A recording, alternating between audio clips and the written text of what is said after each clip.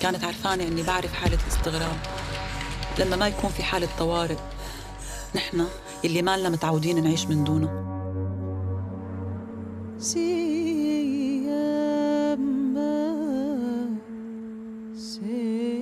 شو بقلها حتى تروق؟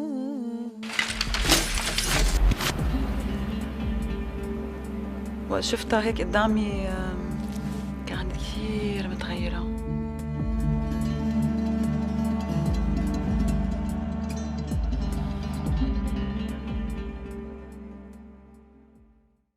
Welcome to another episode of Afikra's Movie Night. My name is Mikey Mhenna.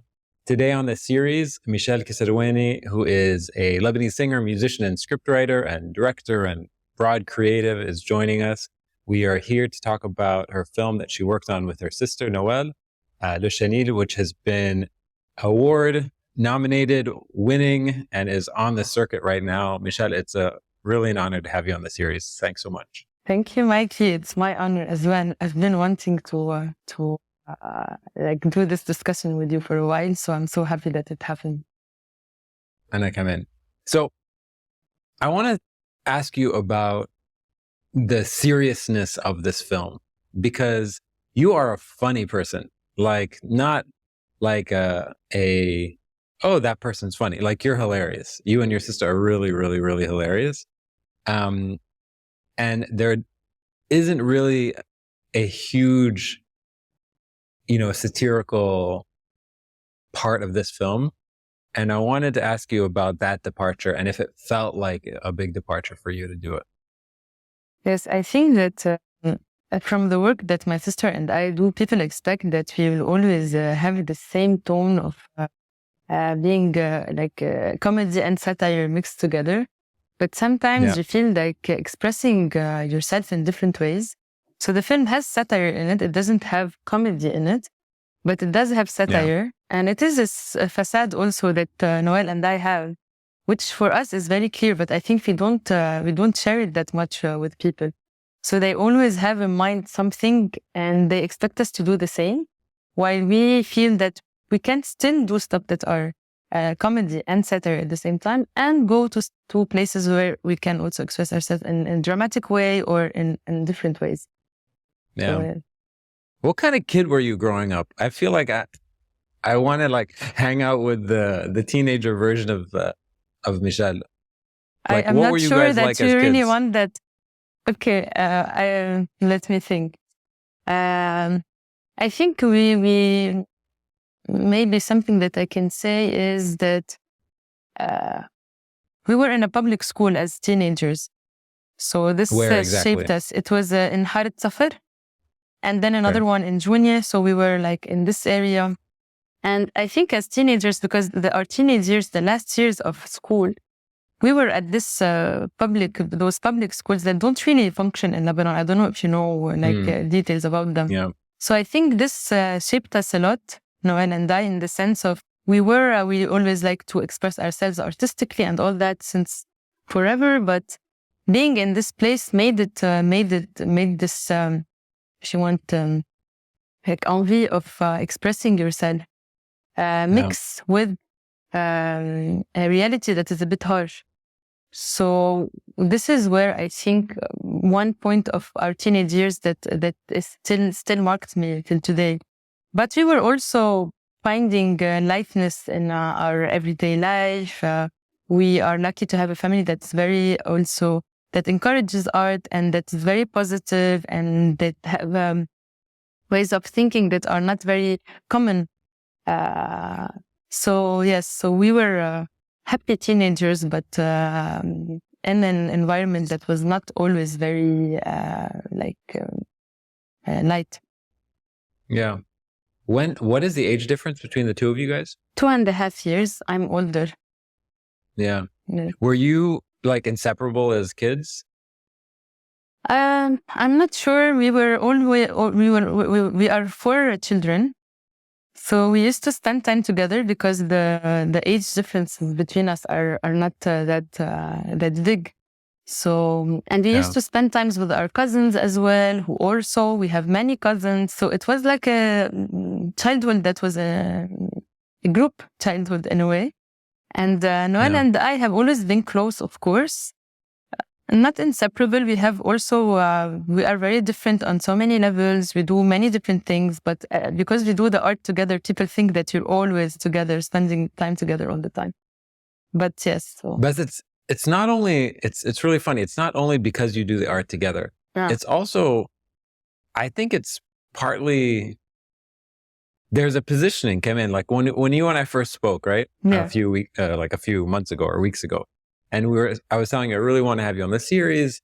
And you said, should it be the two of us or should we do it separately? And I said, as you guys wish. And you said, it's probably easier if we do it separately. She takes some things. Yeah, that's what we're doing. That's what we're doing right now because we're getting overwhelmed a bit in a way. So we're splitting tasks. And also when it depends on the interview and the details of the event. We prefer to put our energies each in a place so that everything functions in a more fluid way. So this is a decision. But it's kind of like you guys are, in some ways, you can be each other's like avatar when needed, you know? In a way, yes. When it comes to work, let's say if Noel is here to talk to you about Les Chenilles or the songs or all that, I think it doesn't matter who's talking because those are the places where it's like a common ground for us both. So we both have sort of the same views and because the debate that we had were done before the work was actually made. So once you get to the work done, here we can speak. But on a more personal level, we are of course two different people with many different things. So we're not the same person. Yeah.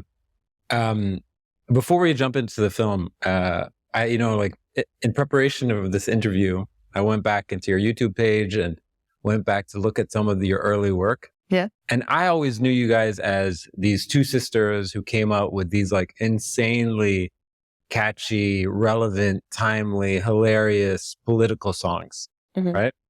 All about injustice and the corruption that we have in Lebanon. Yes. I went to your YouTube page. So your YouTube page is at Michelle and Noel, right? I don't know. Like, it maybe is. It is. Okay, great. It is, right? And it's like min al-awwal, it's like we're a team. We're the we're a team. We're like a unit. I think so because I don't remember how we are not very good at those things. So we do. If you notice, also, let's say I have like Jagal El-Usek, the first song I did on one channel. I didn't know how to upload a video on the same channel, so we opened another channel. So we have two channels, and we are very bad decision makers when it comes to social media. But yes, of course, the work that we do, most of the work that we do, especially in the past years, it was together. So it's very important for us also to present that it is together that we're doing it. Yeah. Okay, can we listen to Jagal? That's everything you want from this interview. Jagal is like, yes, of course we can listen to it. We have to listen to the song. Yeah, hold on, I have it queued up. Hold on, just give me 1 second. Because it's one of those songs that once you hear it, you can't unhear it. And it is, I want to ask you who your influences were before the song launched. Okay. Because I feel like I know the types of people you were listening to and the sort of your references, but I might be wrong. So let's listen to the song a little bit. Yeah.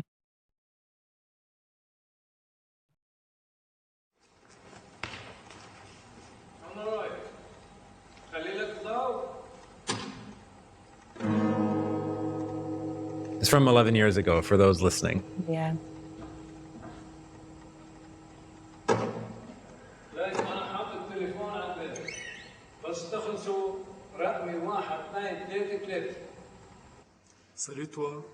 كنت قاعدة بالكافيت ما في شي عبالي عم بشرب نسكافيه إجا شاب وقعد قبالي لابس جينات وشعره مطبس مجال قال لي بوجودك يا دمازال أنا الشاب الكول اللي بيسمع 50 سنت سيارتي بتلمع وما بقى في ايفنت عندي شاليه وفيلا بفرية واكس مس ليبان أنا خيا عملت حالي هبلة وعملت حالي مسطولة ما حكيتو شي وعاوج البس من الخجولة عملت حالي هبلة وعملت حالي مسطولة ما قلتلو شي وعاوج البس من الخجولة أنا جقل اليوزك عيوني ملونين بشرب كاسك وشميستي موسلين البابي كولونيل وبدخن سيجارة تنرقني كشتبال تاني دهرش نهار هون راسي فارلة كتير هالقد علي وجهك الأحمر وطلعت دخن من ديني وجهك الأحمر وطلعت دخن Okay, so I want to ask you about this. So when you're listening to this and you're watching this, what is the immediate emotion that you have?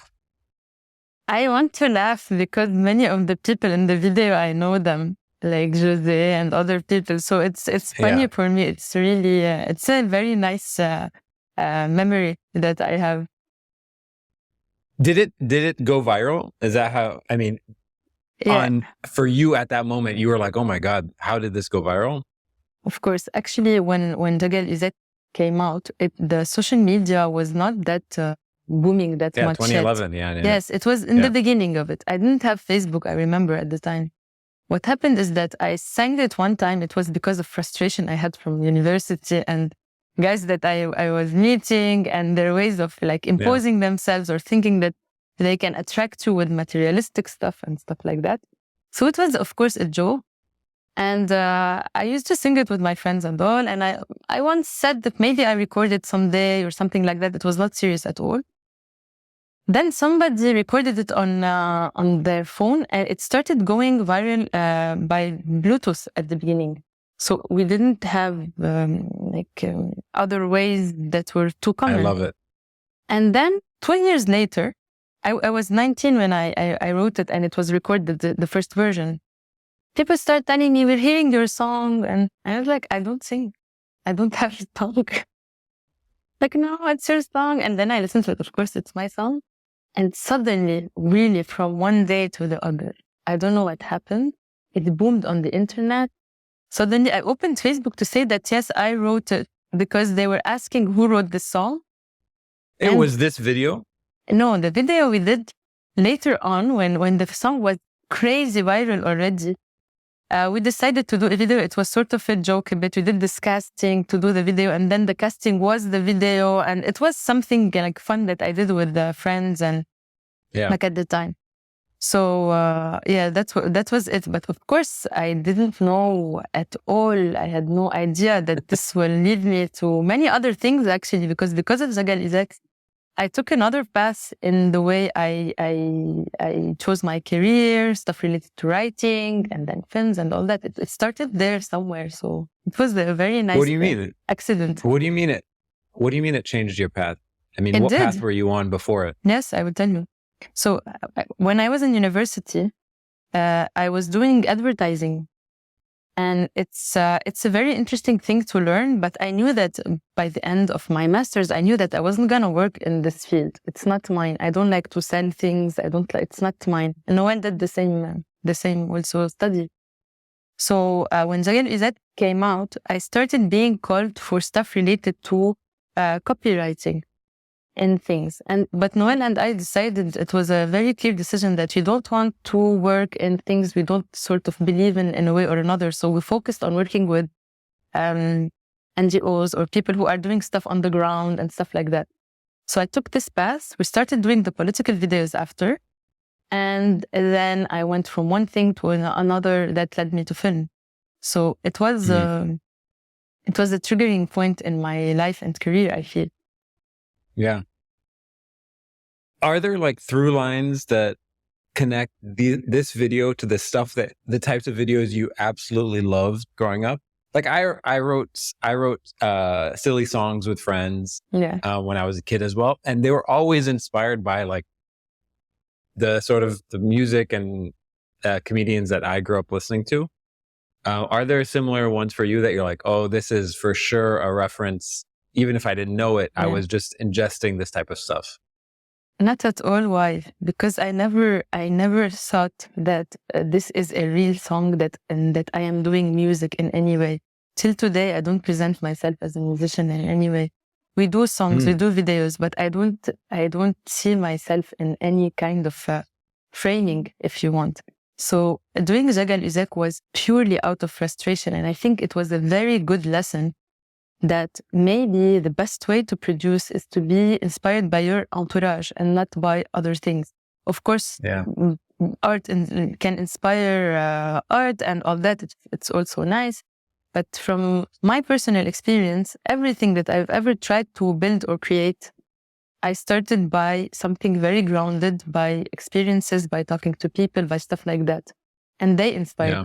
And also, Mikey, an important thing is that since I didn't do film studies, and Noel as well, we started creating videos by frustration and need without knowing techniques. So the first videos we did are stop motion videos with papers and stuff like that.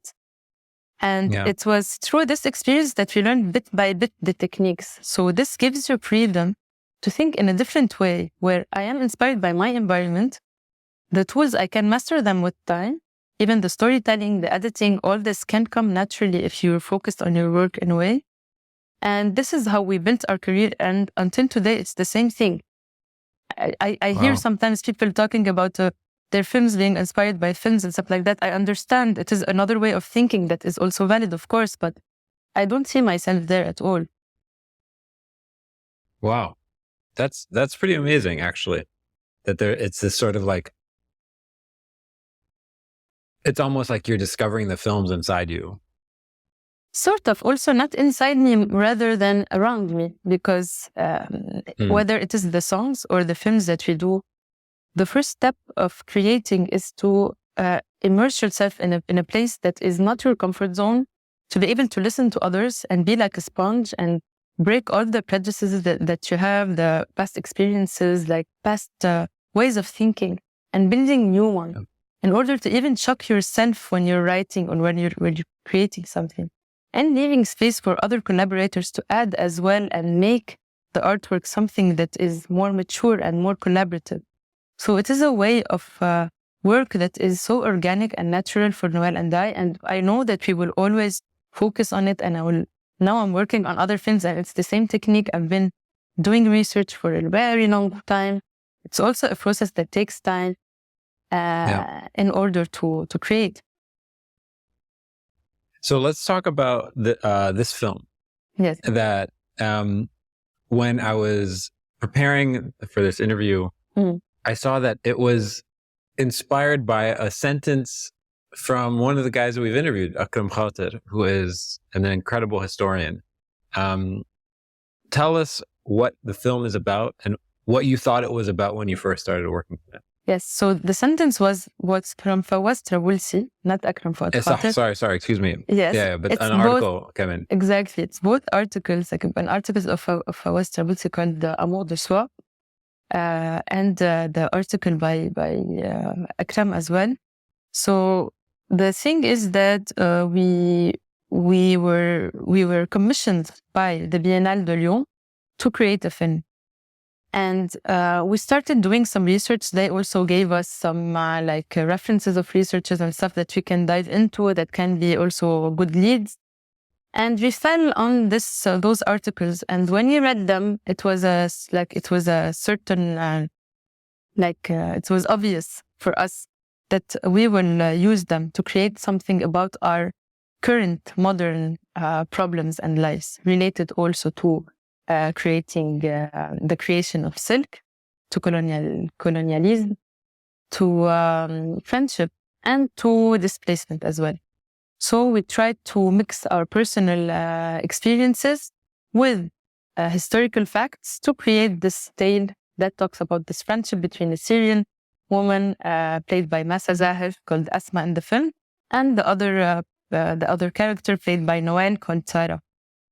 So this is how it came. It's a mix of many things. Yeah.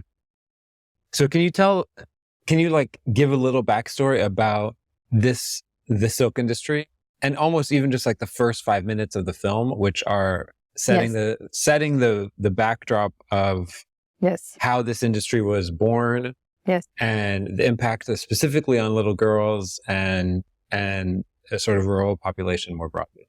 Of course. So the sentence that inspired us the most from Fawaz Trabulsi's article is a sentence in which a certain Japanese prince said, that says that women should place the cocoons of the Silkworms. Yes, in between their breasts for them to grow up and to produce good silk and all that. So imagine they used to use the bodies of women because the temperature is ideal for the silkworms to grow.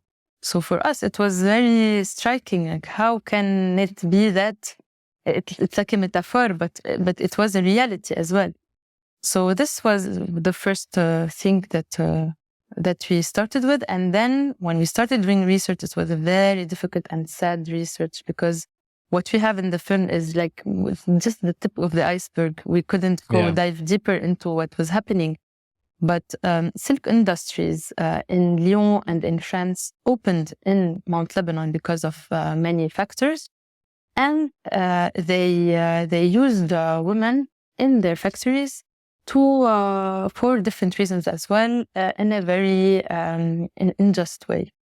So they even used to, they encouraged opening orphanages and to use orphan children as well to work in the factory.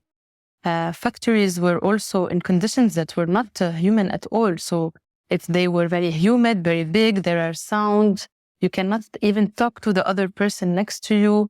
And you have to do a lot of hard work and put your hands in chemicals and stuff like that. So it was a very dark side of the history that was that we don't really talk about. But when you read it and think about it, you understand that what we're living today is sort of a continuity in a certain way.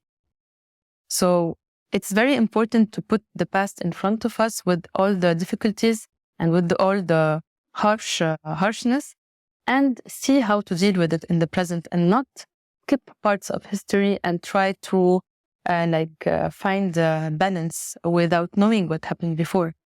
So, yes, maybe in the film we explain this in a better way because I don't have the words in English, but but it's so powerful. Yeah. I mean, this idea, you guys do such an amazing job at connecting that original sentence, right? Which is an implication that these women's bodies were an economic instrument. Exactly.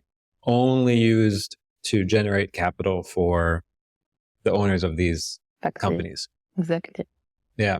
Exactly. And there were also elements people from the country as well. It was Mount Lebanon at the time. That also helped with that. You know, the people who are allies with the forces that come. And that's what I'm saying when I say that it's sort of what's happening today, but from different countries and different interventions. It's always people who come for their own good and for their own maslaha. And they will change something in the social fabric of the society that will have consequences in the future that are very bad. Because it's not natural for someone to come, take whatever you want from a country and then leave. We saw it also in many countries around the world and the Arab world as well. So this is something that needed to be addressed. We decided to do it in a tale, in a way that has a certain balance and a certain storytelling. But for me, it was something also bigger than that. It is about also interventions, what we should do, how we should react. Yeah. How did the story come, the sort of more contemporary story about these two women and the restaurant and emigration? How did that sort of emerge? This was also very personal because I went to France in 2019. It was for a writing residency at La Cité des Arts in Paris. And I went with a small valise, and I thought I was going for a few months and coming back. But because of everything that started happening in Lebanon and around, and stuff that started happening in France as well, related to Lebanon, I stayed.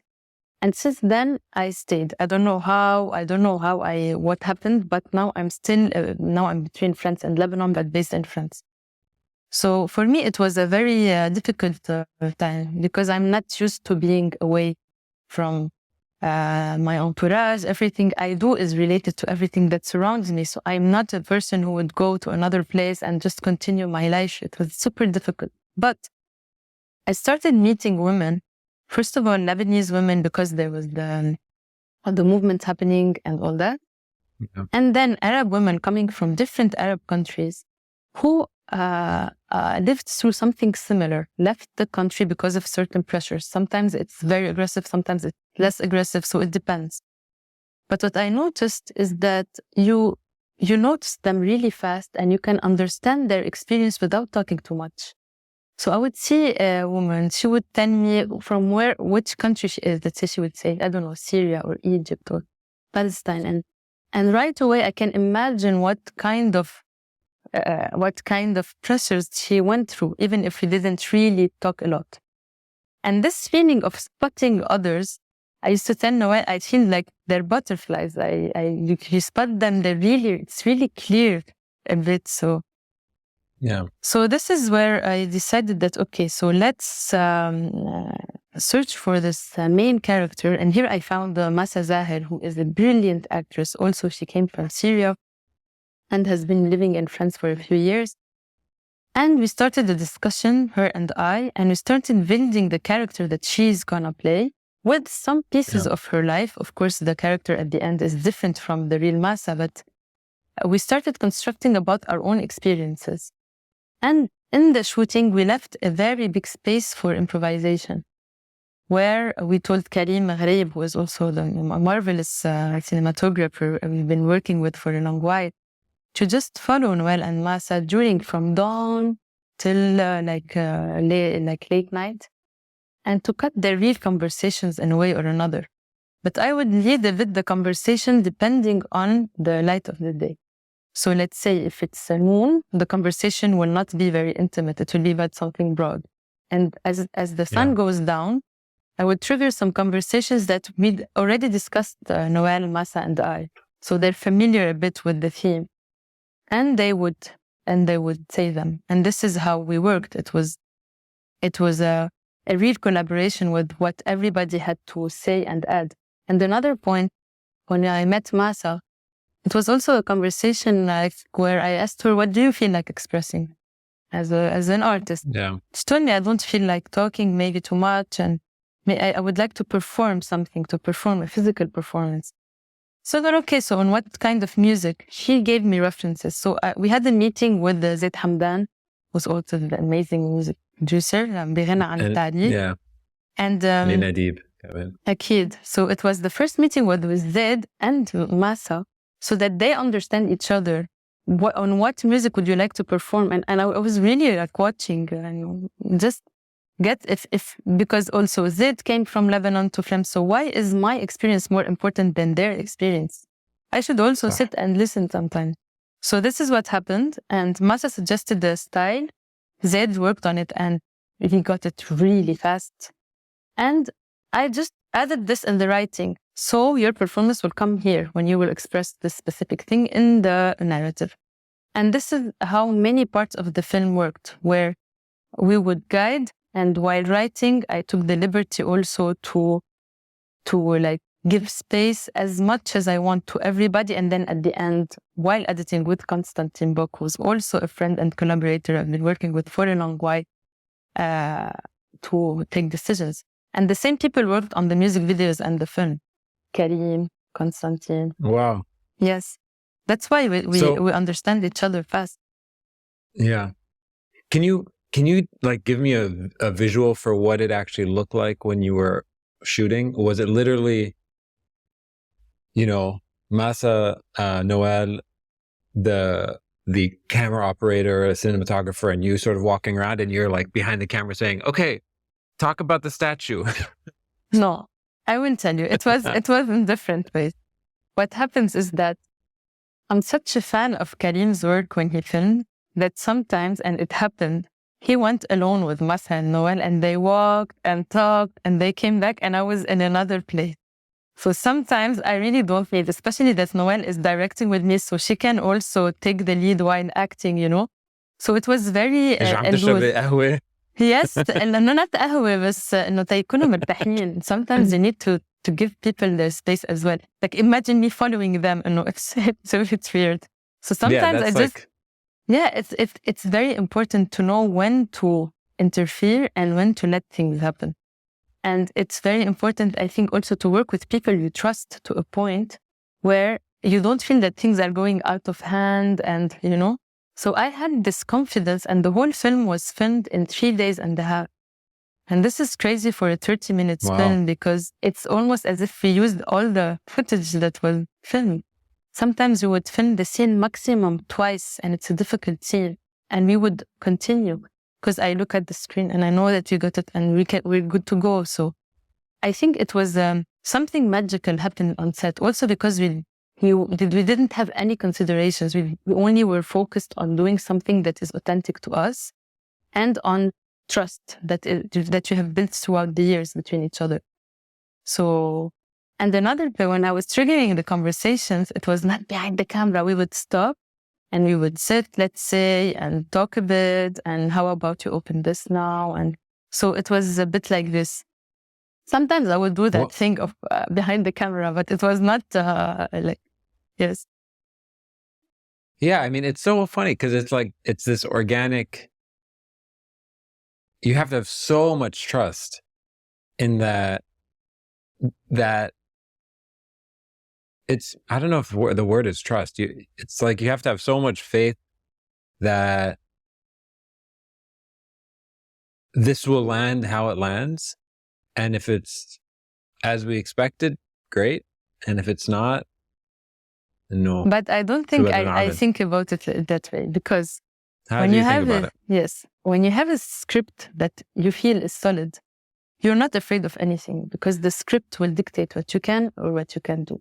So what we try to do, we have a solid script in which we give spaces, meaning the sentence that is written in the script was, we follow Sarah and Asma from dawn until night and record bits and pieces of their conversations and here I write a sentence of what kind of mood, what kind of subjects. So it's written and unwritten at the same time. So I think this is the balance. I know what we want as a whole, and this I think should be decided. And this we can talk about a lot, about how much importance we should give to the script before we start shooting, and to make sure that everything is well placed and not to bother people to work on something that is not worth it in a way or spend money or whatever, because everything should be very well studied. At the same time, while doing the structure, you can break out of it and do whatever you want. Yeah. So, and I think this trust and all that, it's not trust in the absolute meaning of the word. It's really experience with those people. I know Karim. I know what he would shoot. We spoke about the core of the film. We don't need to talk about each shot. As long as we get the core, that we need something that is intimate, where we feel that we are walking with those two women. We need something that is not perfect, so that we don't get lost in the beauty of the image. We just go with the flow, and it's a character-built story, and there is an emotional fil rouge that you should follow, but not more than that. So, framing, of course, I trust Karim. When you are filming videos in Lebanon, I have this like sort of pad or something that I watch in what's happening, and Karim goes and shoots, and I'm like a fan, you know. I'm sitting somewhere and just watching, wow, this is amazing, you know, rather than following him because we spoke before and he knows, he understands. He's a very big artist, I think.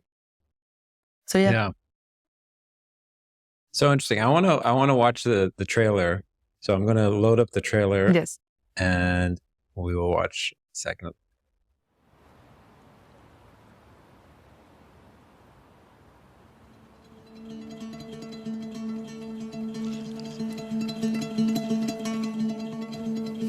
رح ضل هون طمنيني عن جد ما في داعي. رح ضل. صار لك زمان عايشة هون؟ يعني فكرة تزوري شي مرة؟ كانت عرفانة إني بعرف حالة الاستغراب لما ما يكون في حالة طوارئ، نحن اللي ما لنا متعودين نعيش من دونه.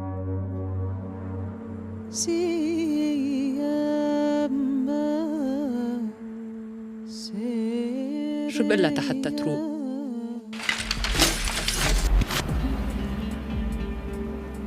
وقت شفتها هيك قدامي كانت كثير متغيرة.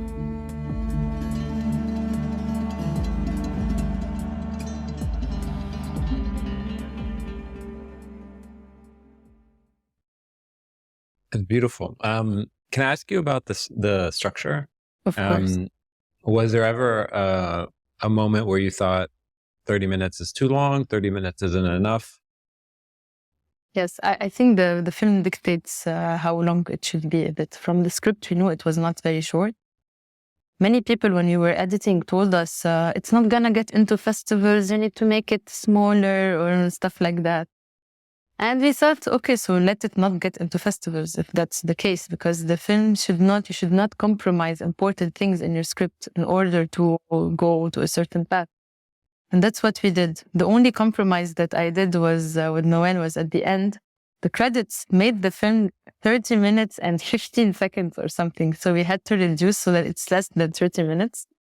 It's 29.55 or something like that. But this is, I think we structurally, we felt that, you see the film goes from a place to another. Sometimes it's documentary, sometimes it's performative, sometimes but it follows the same storyline. So for us already, while starting the film, we knew it was not a linear film that is common. We knew some people will feel that it's weird or that. So already we started with the more difficult part of the content itself not being very common. And at the end, in the length as well, we started having those comments, but we always focused for the work to be the best it can be. And this is what we did. And luckily, when we got accepted at Berlinale, I didn't believe it. I started making jokes about it, and it was a full month of not believing. Like it's a joke. Like we really worked in a way that is so far from having this as a perspective. But then when I went to Berlinale and I met people there and I met the organizers, I understood how much we get along together and how we are aligned, because it's a bold festival as well, where they experiment new stuff. It's also a festival where we felt very comfortable on many levels. So then I understood that actually it was a great fit that we did aim to send it to this festival. Does that experience and sort of validation, we don't know each other outside of this interview, right? So, but you seem to be so self-assured. You seem to have like a real grip on your sort of, I don't mean to sound like fluffy, but your artistic vision. Like you seem to have a really, really, really strong sense of self. Like I'll put it in musician terms, right? Okay. When somebody has an amazing sense of rhythm, right? They said they're in the pocket, that they're just so right in the pocket that they can create so much space. It's a good thing you're telling me, Annie. Okay, I'm just thinking if it's a good thing. Okay. Yeah, no, it's a great thing. When they have such a sense of rhythm, they're so dead on that they can create so much space because they're so aware of themselves. And that's the sense I get from you, that you're so in time, in tune. You have such a strong inner metronome almost, that you're not afraid of taking a step back or doing something totally different because you have a really strong sense. And you're very self-assured. Am I totally being fooled? Maybe. Is that how you actually you never feel? know. No, I don't know. Actually, thank you. It's a nice thing to say. I think that I would like to frame it in another way, which is that I work a lot, Mikey. I really work a lot. That's why I am sure of things, because I work a lot and with people who are very honest around me. So if there is something going wrong, I will know ahead. And starting, let's say, in places that are critical, let's say when you're doing a political song, you need to choose your words very wisely, because you're criticizing people who are powerful and who can hurt you, right? In a way or another. We don't put this in mind, of course. While writing, you just write, you express yourself, you don't care. But at the same time, when the song is written and we're gonna upload it on the internet, Noel and I have this moment of, we sit and we calculate everything. How will this affect this and that, and and we put everything on the table and we do release it because it should be released. But we take full responsibility of what we did. Sometimes it seems like the song is funny, it's written in a fun way and all that, but every sentence we thought about it. And we chose words that everybody can understand, that are accessible for everybody. And we do lots of calculations before it appearing that, if you want, organic or whatever, funny or satirical. So when you do all this work ahead, when you come to implementation, everything is less difficult, which gives you this assurance that I think it's very bad if you don't have it. Because also when filming and when doing stuff, whatever you plan, you'll always have surprises and you can be under stress that is incredible. And you have to deal with it. So you need to be prepared on many levels. And this is what also, by experience, Noel and I learned in a way or another. So that's why we now are doing stuff in a way that is more assured, because we do have the safe space around us and people who support and all that. Yeah. If you don't consider yourself a musician, do you consider yourself an artist? I always I think about that when I want to write something like, on this Instagram, you have to describe yourself or bios. I have a problem saying, let's say, musician or filmmaker or whatever, because each day you feel like doing something sometimes. And I feel it's nice when I say, I do films, I do music, because I can do many things or nothing. But I try not to name myself something and really believe it, I try just to do my job. And then whatever people would like to name it, I'm okay with it. Sometimes they send me bios to approve and they write stuff about me that I wouldn't write that way at all. I don't care, whatever works for you. But when it comes to me, I say like, I do this and that, and not I am this and that. Yeah. Gives you freedom. Yeah, I love that. I mean, I think about that all the time. I like verbs more than nouns. Yes. Also because it has something pretentious a bit sometimes. Like, as an artist, I can do this and that, as if you have this skill, And this is something I give courses at university that are called, the course is called Storytelling and Script Writing. And one of the first things I tell students at the class is it's forbidden to tell me I was taking my shower and suddenly the idea came to me, or I was driving my car. You have to tell me, how did you think? What kind of research did you do? Who did you talk to? Who have the problem that you are dealing with? What did you do for this idea to emerge? You are not super creatures just because you registered in an art class. This is no. And another thing I tell them as well, also in the first class, is okay, so draw me a house, okay? So they will draw, of course, a square and this triangle, and this is a house. And then I show them a 3D picture of a house. And I tell them, this is a real house. The other one is a symbol of a house. So you didn't describe to me a real house. You just described to me what we all agreed as an idea of a house. So when you're dealing with a problem or a subject, you cannot say it in a broad way or write about something you already know, or everybody says, because everybody says it, so it's true, so I write it. No, you have to go and check it and see it with your own eyes and listen to it and understand it, and then you write it, because each thing has specificities that you need to go to and dive into in order to have the capacity to write about. So this thing about writing about the wars, who did you talk to? What did you do in order to, or what did you experience, whatever. So yes, just to tell you that I think it's being an artist or whatever, it is work. It's real work. It's being grounded, doing reality checks all the time, or putting yourself in a position where you don't need to be doing reality checks. You are in a certain reality. So it is a constant work and trying to understand your environment in a way that's accurate and fair. Are you generally like sort of frustrated by, because that's work that most people don't do? Yes, right? I'm very frustrated. Honestly, this is something I think we need to address in a very friendly way. I'm very frustrated when I feel that sometimes there is a distance between the subjects that are dealt with in artworks, whether it is sometimes lyrics of music or films or whatever, and sometimes what's happening on the ground. There is a big gap. And I think this is related to many problems. I think it's also because mostly people who can produce things, especially film, are mostly in a way more privileged than others. So you feel that when you are trying to deal with problems and you're already in a certain place where you are not connecting authentically and you're not doing the job, the real long-term job to connect, there is a gap that stays there.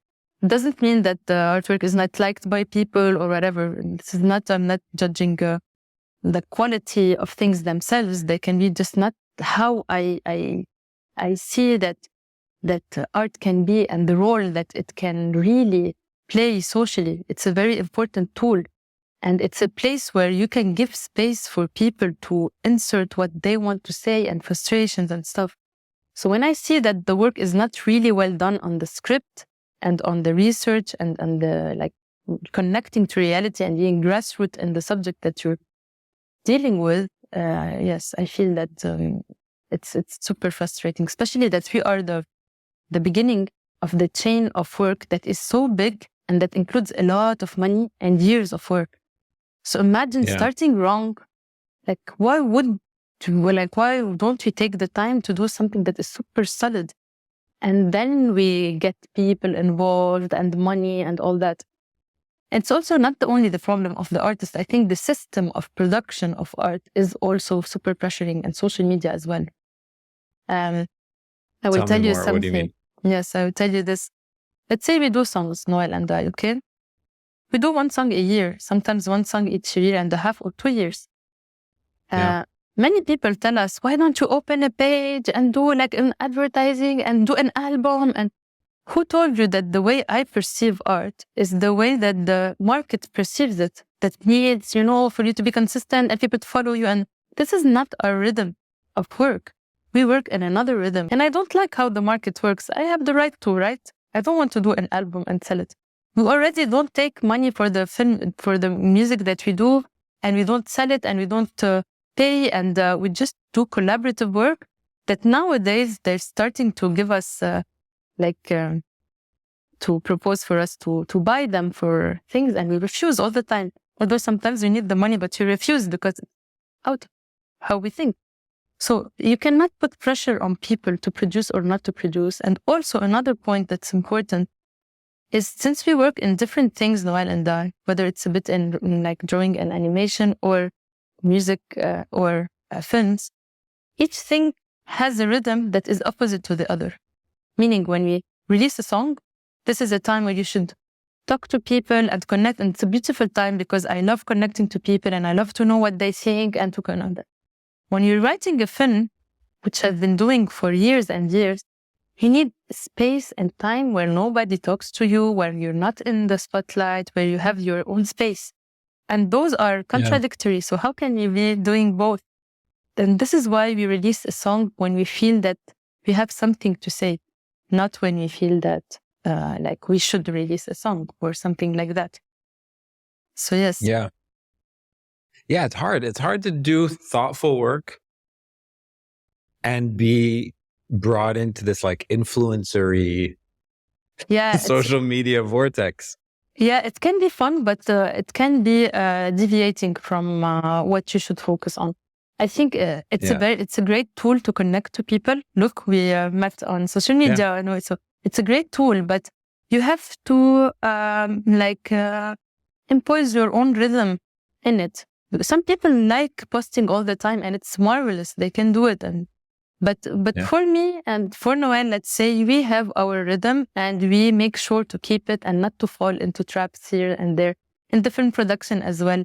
Let's say I've been working on a film for 2 years, like researching, now I'm writing it. So I didn't tell anybody about it because I know what will happen. They will start like productions will start putting pressure and there's this deadline and there's this, I don't know, and I don't want this. So that's why we try to manage our time and space. Did your, I have so many questions. Before I move back to the film, I want to ask you about this idea of understanding your own problems and talking about your own problems. Because so many films about like the problems of the Arab world, and even specifically the problems of Lebanon, right, are made by millionaires. And most of the problems are not problems of millionaires, right? Like, for example, and I live in Hamra, right? Okay. I grew up here. Okay. Every other day, I speak to somebody who's like, how do you still live in Hamra? It's it's awful. And why do you live there? You know, it's like, a neighborhood represents the whole country. Who are those your friends? You need to find new friends. I can be your friend. No, everyone. You're going to be my friend. But what are you telling me? عرف شو وقت اللي عم بيقولوا عرف يعني. Yes. They say this. عن جد they say this. People say this. This is crazy. No, I used to like حمرا بس هلا في القرف يعني it's مثل كندهار. Right? You hear stuff like this. And you're like, and the people who I'm speaking to are like part of the like cultural class who are the ones who talk about the problems of the country. Yes. They are the problem of the country. They are the problems of the country. You need to send me their email. I need to talk to them. What do they mean by the word Arab? This is real. This is the problem, really. We always search for problems that are outside of us to feel like the good guys and the politicians are the bad guys. But those mentalities are the worst thing that can ever happen to a population. And this feeling of being better than others, whether it is for a reason or another, it is, you're telling me intellectual. What does intellectual mean? If you like been to a school that is expensive or you know how to talk languages, is that like really, what do they mean? Because the way you look or talk or does not show anything. And also being, let's say, cultivé or whatever, and I can just not be. And you have, I am a free person to do whatever I want and deal with whoever I want, and you not to judge me anyway. So yeah, I think this is a huge problem, but its roots are so toxic, and they need another podcast episode just about that, about the arrogance and the way people look at each other sometimes in a very disgusting way. So I'm so happy that I alienated many people around me who had views that are similar to those. And now I'm living happily ever after. I really advise you to do the same, Mikey. So toxic. خلص. Done. I will come and you will drink coffee and hamra, you and I. Okay, great. Okay, I want to talk one last thing about the movie before we do the films of note. And my question is, with projects like this that are so deeply like research-based, usually I feel like projects like that are an exercise in discovery, right? They started in the process of discovering, like you're reading these papers from a historian, from Tobolsi, right? You're reading these sentences about the 5th century Japan silk industry, and you're like, oh my God, this is so interesting. And so you're exploring all that stuff. After the film is made, are you still in the process of discovery? Are you still discovering new things about the nature of exploitation and the nature of Lebanon and the nature of where we are today? I think it's a non-stop curiosity. So it's non-stop researching. But at the same time, I don't intellectualize the work that much. It's also a thing that I don't like too much. Meaning, even when we did the film, we kept spaces. Of course, there were information that we needed to insert and to be bold about and to put them as they are. So we placed them, we even did them in a documentary way, not to package them in a way that is like to hide something. It's just, this is the historical context. But at the same time, we leave spaces for random conversations and feelings and emotions because those are the essence of film, I feel. We are not here to sort of enlighten people with knowledge or something like that. No, but sometimes you need to contextualize, so you do it. And the procedure of always researching, for me, it's very basic. It's necessary. It's the minimum that you can do.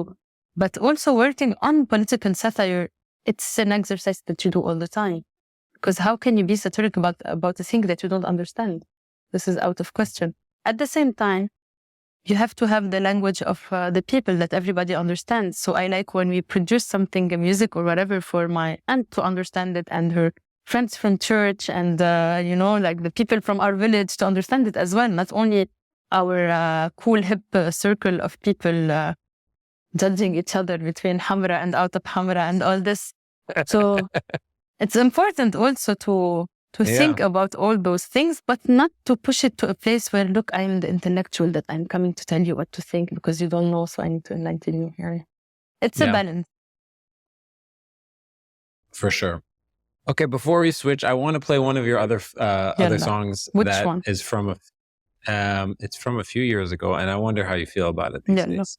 Sure. Men3id. So this song, I feel like came out right at the edge of the cliff. Exactly. ما هيك? It was when you were doing satirical, like it started with the satirical يا شعب لبنان على لحظة كنت صدقت إني عظيم. Many people attacked us, Mikey. It was the time where people were believing that when Michel Aoun becomes president, everything will become better and all that. But we had this vision. Of course, it's not a vision, it's a reality. If you put things, if you align things, you understand right away that this is not going to happen that way. So we were so attacked for this one. And then later on, a few years later, people started reconnecting to it and it went viral one more time. And it was like a... so... Okay, I want to play a little bit of it. It's brilliant. And it's also heartbreaking, but it's brilliant. على لحظة كنت صدقت إني عظيم وإنه فجأة وإز رح يعيش بالعز وبالنعيم.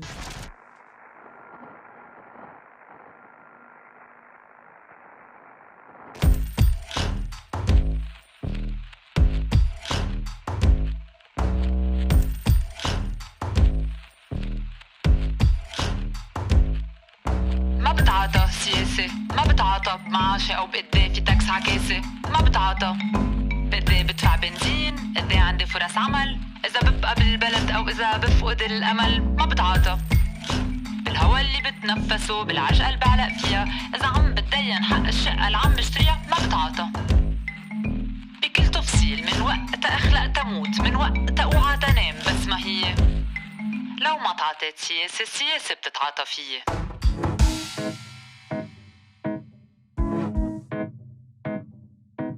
يا شعب لبنان اللي على لحظة كنت صدقت إني عظيم وإنه فجأة وإز رح يعيش بالعز وبالنعيم. الشمل اكتمل زفوا الأمل عهد الدولوكس فولوا بنزين تاري اجتمعوا تيتفقوا يبقوا مختلفين على أساس العين بالعين والسن بالسن من الوريد للوريد. فجأة صرتوا على الكورنيش عم تتمشوا إيد بإيد شالوا مونتين وبير بترول وعاشوا سوا مبسوطين ومعاشاتهم تتجدد إلى أبد الآبدين وبيتخانقوا تيتسلحوا من جديد تيتصالحوا بالصاد من عيد ومن عيد ومن عيد ومن عيد ومن عيد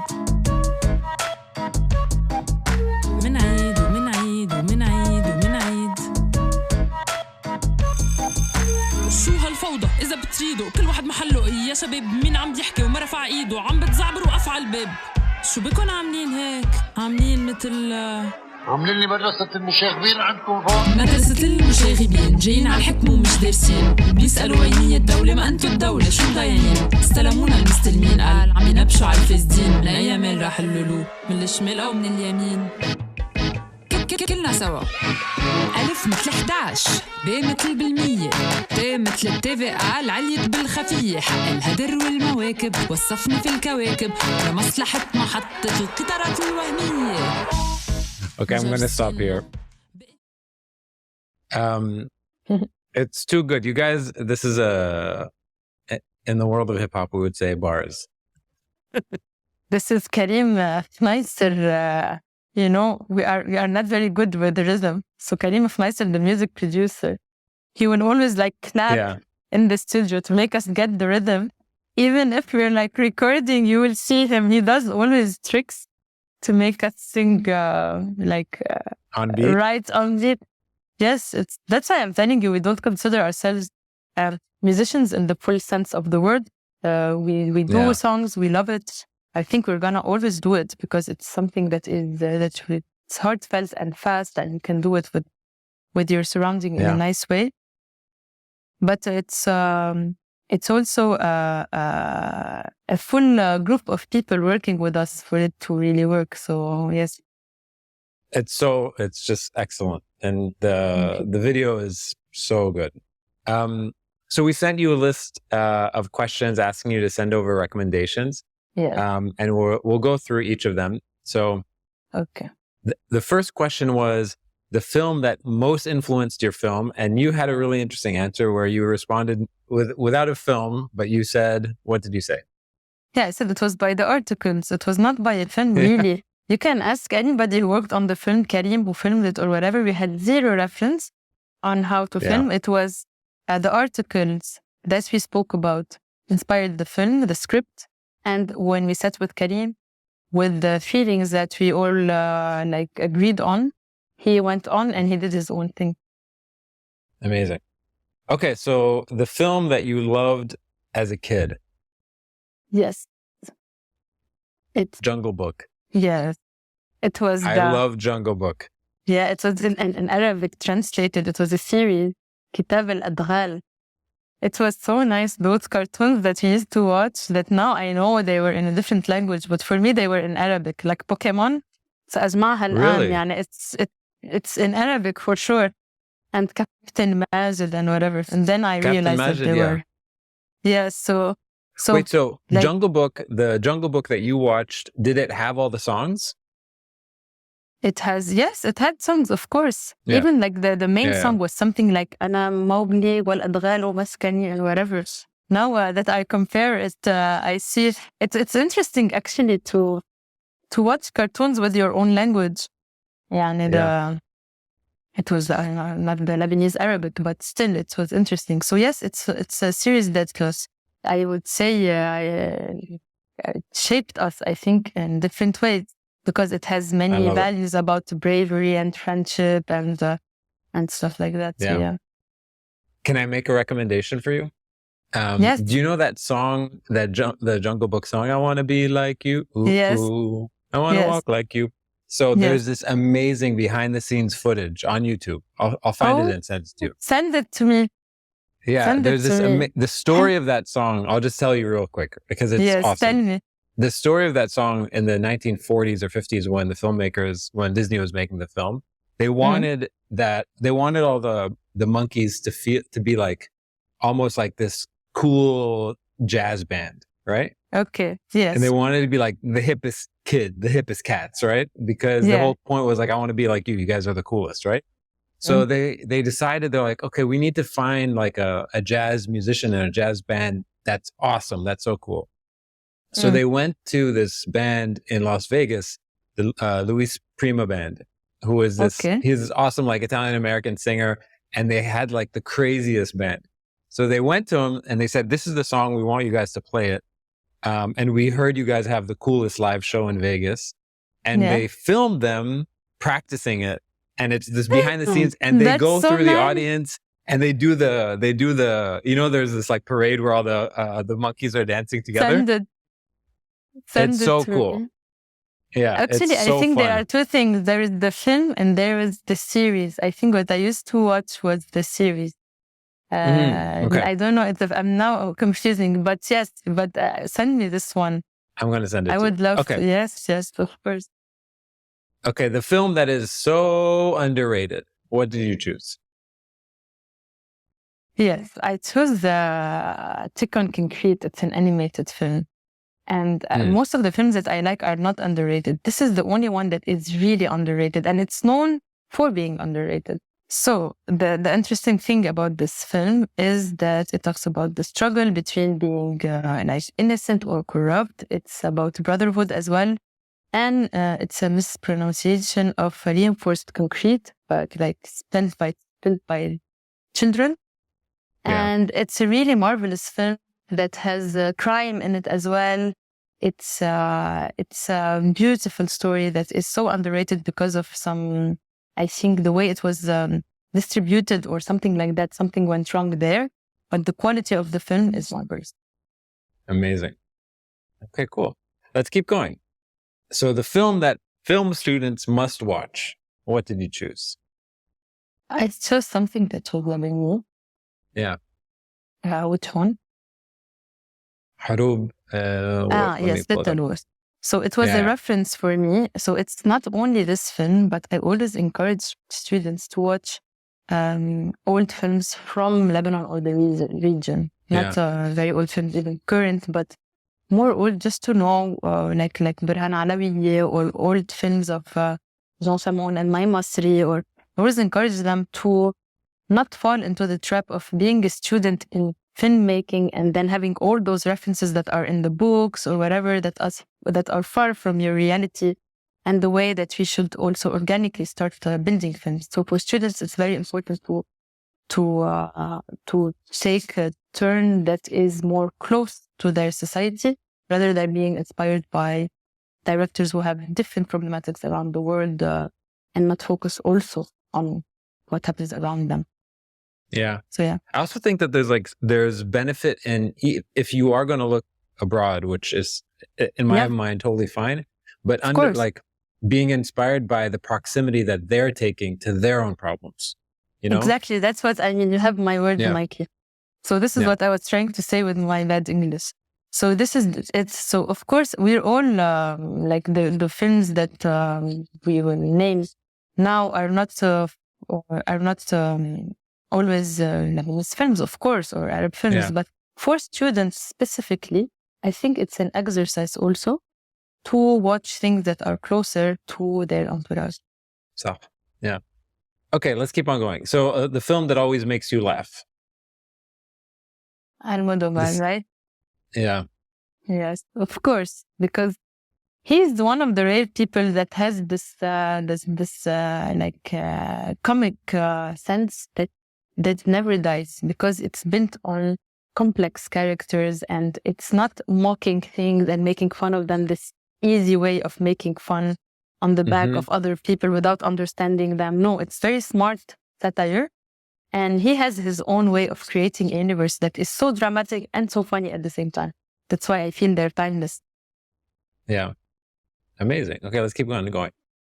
What for those listening to the podcast, what is the name of the film? Which one? Which one did I choose? Women on the verge of nervous breakdown. Women on the verge of nervous breakdown. Exactly. Okay. The film that you can rewatch all the time, I think you chose In the Mood for Love. Yes.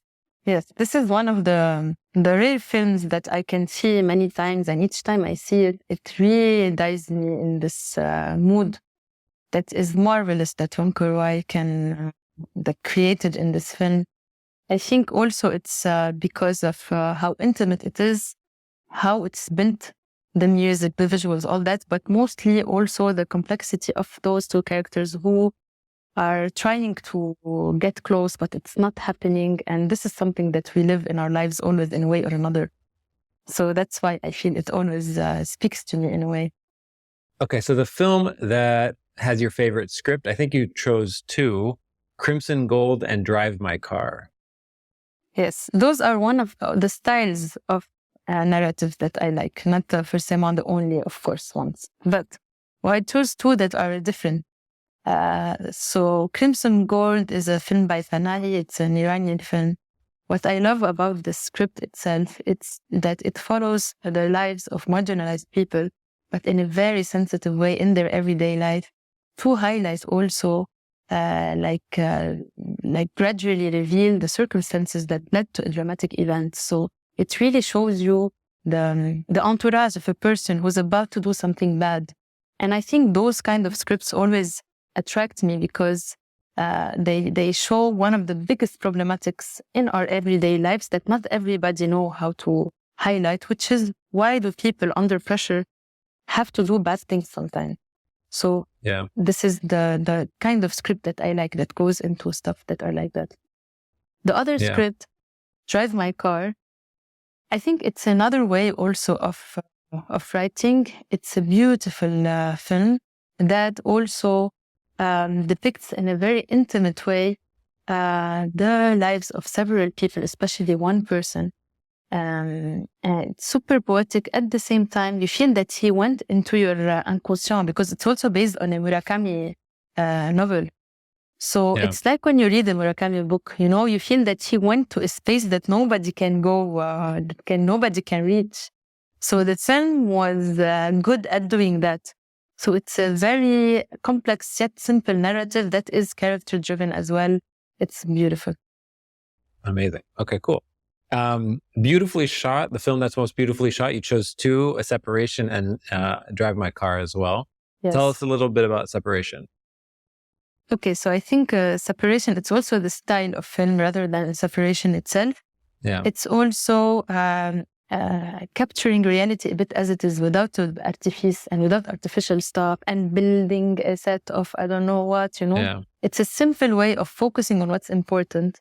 And it's visually very close to your reality, because that's what your eyes see in real life. So it's nice when you reproduce it for a film. And that's what many films and many vague of film creation did, especially when it comes to Iranian films. I really adore how they're filmed. I think they're aesthetically marvelous. And I think you kind of tapped into that, I think, with your film. Yes, I started testing a bit, because this is where I would like to go more. Yeah. Test.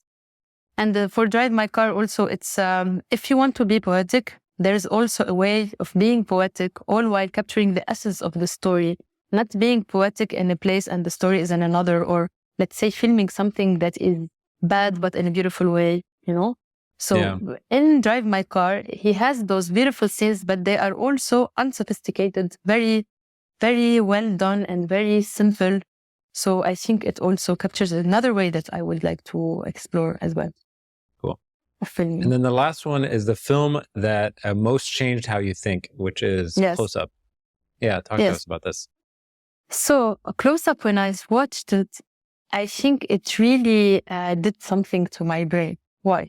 Because it blurs this line between reality and fiction. Since it was partly filmed as a documentary and then it's filmed as constructed as a film. So I think it really spoke to me, because I am also in a place where I blur those two things.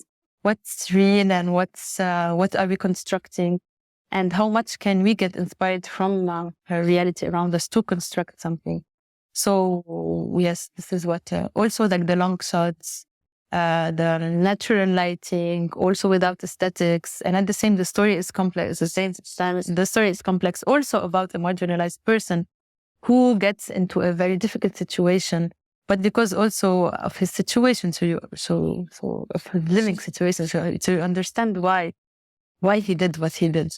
It's always nice when you understand the situations that people are in and not judge what they do.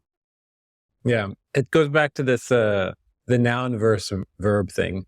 And no, I'm not a musician, I play music. Yes, sometimes maybe I will start cooking. I'm not a murderer, I play murder. Yes. I just killed someone. I killed 10 people, but I'm not a... I'm not a killer, I killed somebody. I didn't steal, I just took it, I didn't tell you.